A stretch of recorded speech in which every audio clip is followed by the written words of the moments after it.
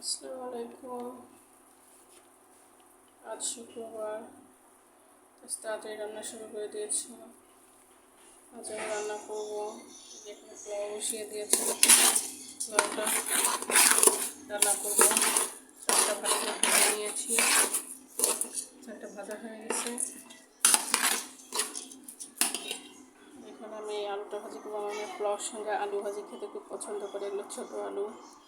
কে কে পোলাওর সঙ্গে আলু ভাজি খেতে পছন্দ করেন অবশ্যই কমেন্টে জানাবেন।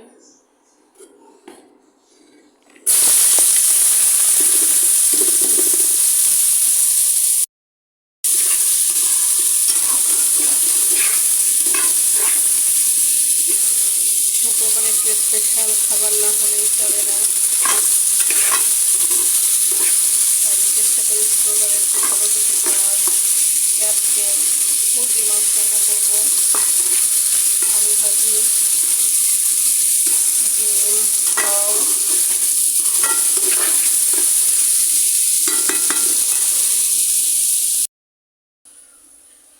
এখানে দেশি মুরগির ঝোল আছে একটু আলু দিয়ে, ঝাল এটা। এখন আবার মিষ্টি রান্না করব, মুরগির মাংস একটু রোস্ট টাইপের কোরমা হবে। আমাকে ওগুলো কেটে নিয়ে আসেনি, কেটে তারপরে মেটে রান্না করবো।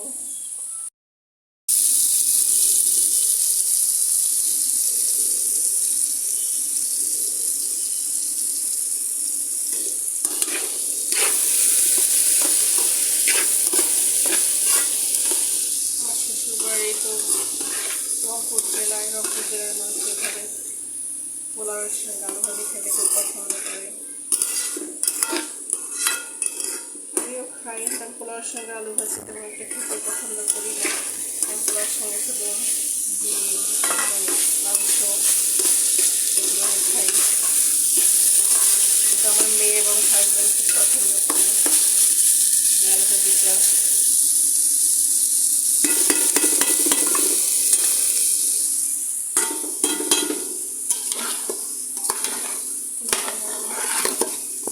দিয়ে দিব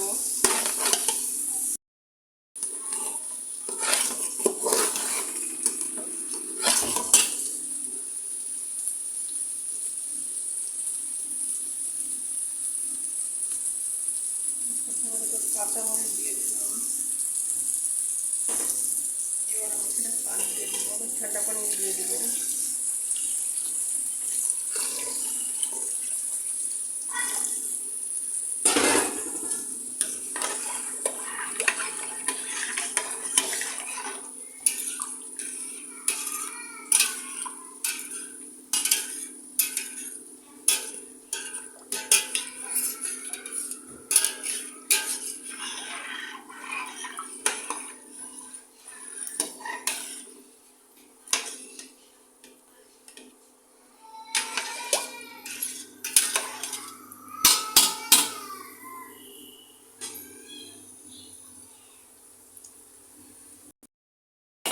শাক পর্যন্ত আমি ঢাকনা দিয়ে ঢেকে দিই।